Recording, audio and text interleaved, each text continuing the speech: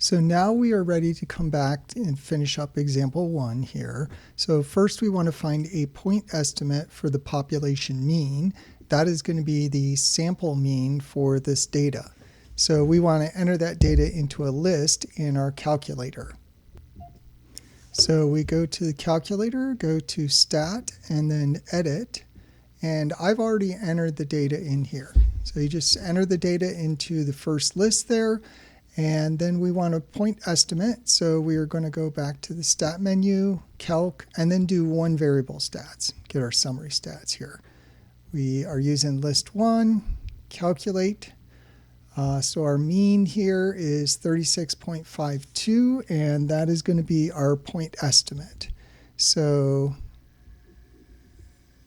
the mean here is approximately equal to X bar, which is 36.52.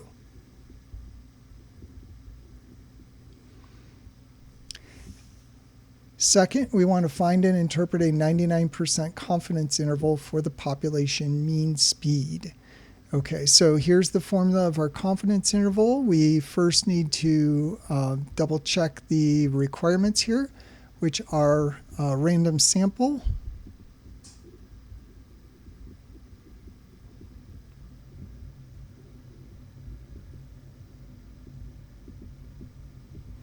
and let's see here, he randomly selects 10 drivers, so it is a random sample. And then 2, normal population, or n greater than or equal to 30.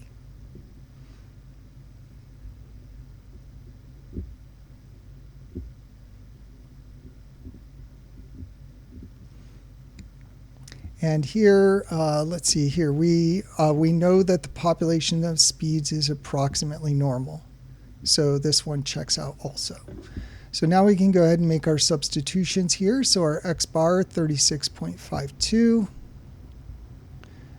plus or minus. We need to figure our T value here.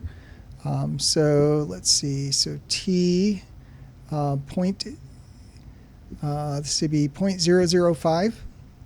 So alpha here, alpha is 0.01.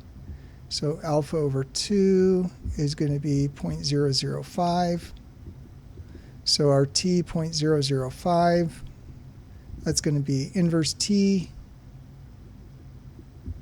And then your left area, which is 0.995. And then our sample size was 10, so our degrees of freedom are 9. So go ahead and do inverse T. Also our sample standard deviation here is 2.972.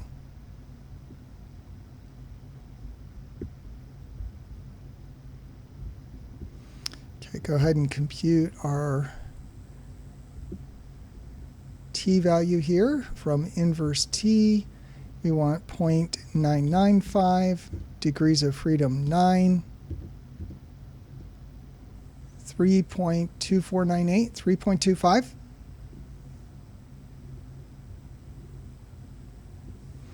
So that's our T value, 3.25 times S over square root of N. S is 2.972. That is divided by square root of 10.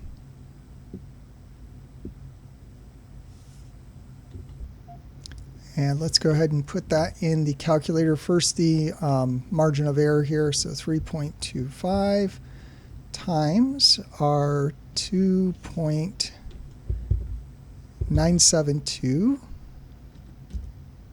divide by square root 10. So 3.05.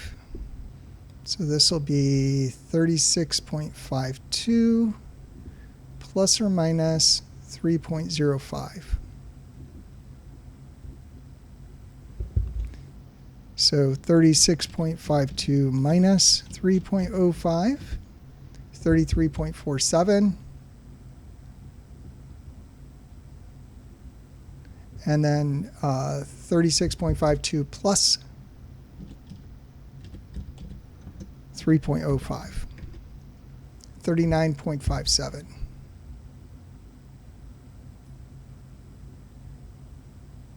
So there's our confidence interval. We can check that on the calculator here. So let's go ahead and check. So we're going to go to stats. We're going to go to tests. And then this is a t interval, which is number 8.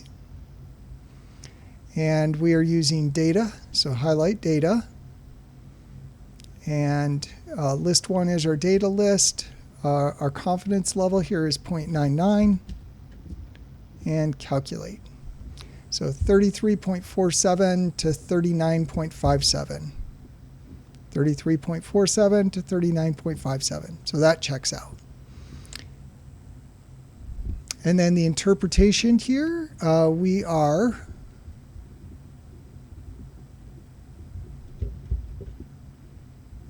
%99 confident